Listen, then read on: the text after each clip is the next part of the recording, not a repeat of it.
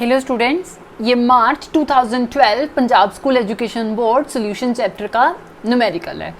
तो इसकी पहले स्टेटमेंट देख लेते हैं कि ये क्या कह रहे हैं। Find the molarity and molality. हमें मोलैरिटी भी फाइंड आउट करनी है और मोलैलिटी जो है वो भी फाइंड आउट करनी है। 14% सोल्यूशन ऑफ H2SO4। 14% सोल्यूशन के हिसाब से हम इसको क्या अज्यूम कर सकते हैं कि अगर मेरा 100% 100 ग्राम सोल्यूशन है, ठीक है, तो मैं इसको क्या कह सकती हूँ, इसको मैं सोल्यूट कह सकती हूँ।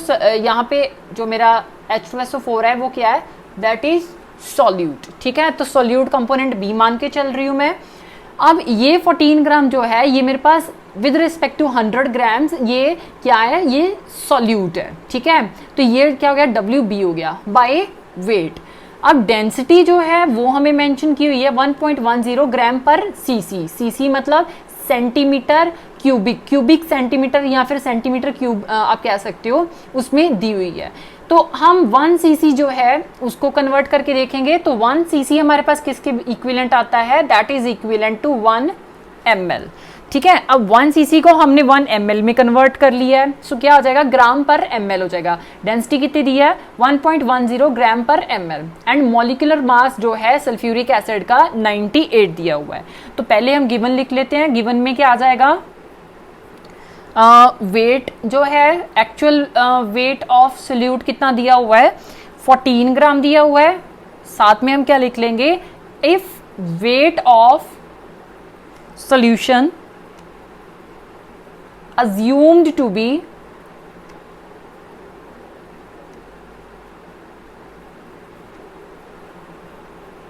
100 ग्राम की, हमें परसेंटेज में दिया हुआ था ना, तो हमने क्या सोचा कि मैं अगर सोल्यूशन 100 ग्राम ले रही हूं तो ऑब्वियस सी बात है सोल्यूट क्या हो जाएगा, 14 ग्राम हो जाएगा, ठीक है। अब डेंसिटी भी दी हुई है हमें। डेंसिटी ऑफ सोल्यूशन कितनी मेंशन है, डेंसिटी ऑफ सोल्यूशन, तो इसको हम किससे रिप्रेजेंट करेंगे, इसको हम रो के साथ रिप्रेजेंट करेंगे।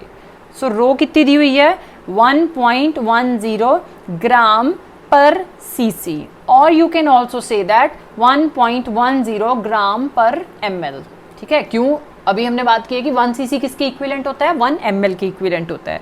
एंड MB की वैल्यू भी मेंशन्ड है। MB कितना दिया हुआ है, MB इज 98, ठीक है। ऑल्दो यहाँ पे यूनिट नहीं दिए हुए हैं, लेकिन ये क्या आ जाएंगे, ग्राम पर मोल हो जाएंगे, ठीक है। अब फर्स्ट स्टेप हमारा क्या है, that is molarity find out करना। तो पहले हम क्या करेंगे, मोलैरिटी का फॉर्मूला लिख लेंगे। मोलैरिटी को हम कैपिटल M के साथ रिप्रेजेंट करते हैं, number of moles of solute divided by total volume of solution in ml into 1000। ये हमारे पास मोलैरिटी का फॉर्मूला आ जाएगा।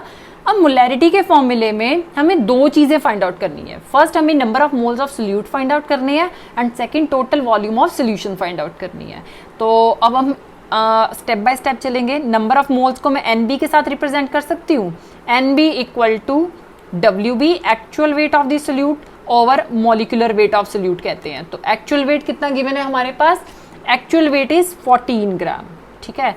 एंड मॉलिक्यूलर वेट कितना दिया है, मॉलिक्यूलर वेट 98 ग्राम दिया है। सो gram and this is gram पर मोल। तो जब ग्राम के साथ ग्राम कैंसिल हो गया तो मोल ऊपर जाके नंबर ऑफ मोल्स किस में आ जाएंगे, that is 0.143 mole. Number of mole find out हो गए। अब नेक्स्ट स्टेप क्या है हमारे पास, हमने volume of the solution find out करनी है। सो वॉल्यूम को मैं V के साथ रिप्रेजेंट कर सकती हूँ, V equal to mass upon density, ठीक है।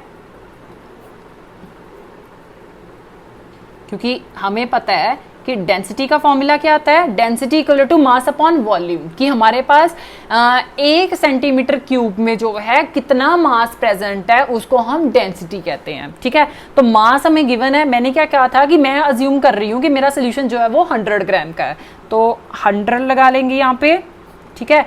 100 ग्राम्स है, सो दिस इज ग्राम।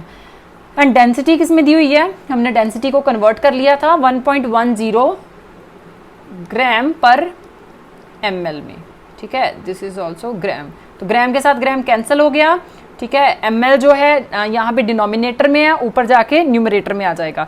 तो 100 डिवाइडेड बाय जब अपने 1.10 ग्राम पर ml किया है तो क्या आ गया, दैट इज 90.9 ml।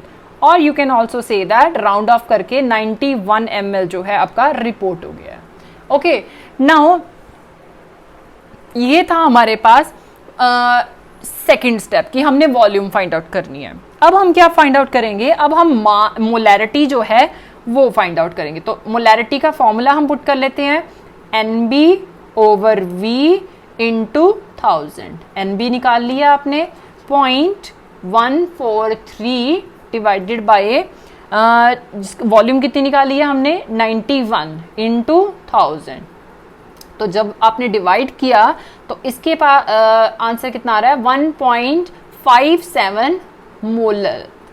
ये मोलल नहीं है, ये मोलर है, कैपिटल M इज मोलर। तो आप इसको ऐसे लिख भी सकते हो। ओके, नाउ नेक्स्ट हमें क्या फाइंड आउट करने को कह रहे हैं, नेक्स्ट हमें मोलैलिटी फाइंड आउट करने को कह रहे हैं। तो मोलैलिटी का फॉर्मूला क्या हो जाएगा, molality is also small m, ठीक है।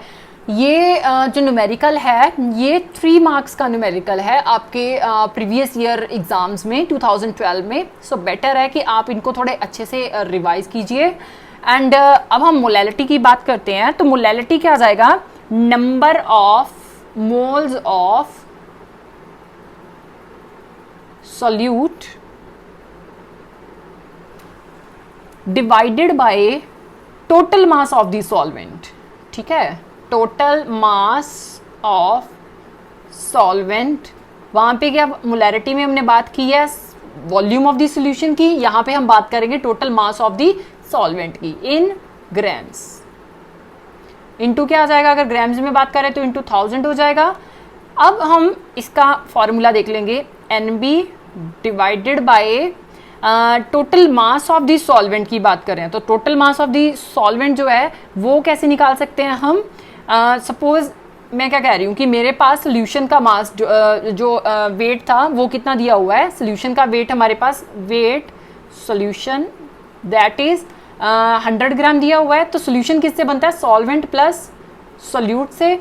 Weight of solvent, A component अगर मैं सॉल्वेंट को मान लेती हूँ, ठीक है, और वेट ऑफ सोल्यूट, तो वेट ऑफ सोल्यूट दिया है, वेट ऑफ सोल्यूशन दिया हुआ है, तो वेट ऑफ सॉल्वेंट क्या आ जाएगा, WA can be weight of solution minus weight of solute, ठीक है।